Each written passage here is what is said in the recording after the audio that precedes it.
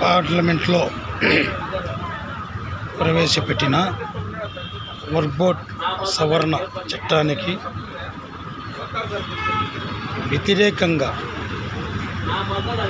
Vote వేసి ముస్లిం మనోభావాలను, ముస్లింల ఆస్తులను కాజేయకుండా, కబ్జా జరగకుండా కాపాడిన ఇండియా కూటమి నాయకులకు మరియు ముఖ్యంగా రాహుల్ గాంధీ గారికి,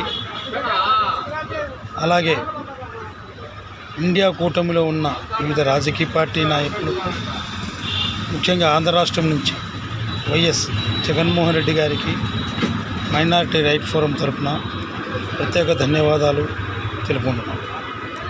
ఈ చట్టం తీసుకురావడం వల్ల ముస్లింలకు సంబంధించిన లక్షలాది కోట్ల ధనం, వేలాది కోట్ల ప్రభుత్వ వక్ఫ్ ఆస్తులు, భూములు కాపాడినట్టు అవుతుంది. ఈ చట్టం అమలు కాకుండా వ్యతిరేకంగా ఓటు వేసిన ప్రతి ఒక్క పార్టీ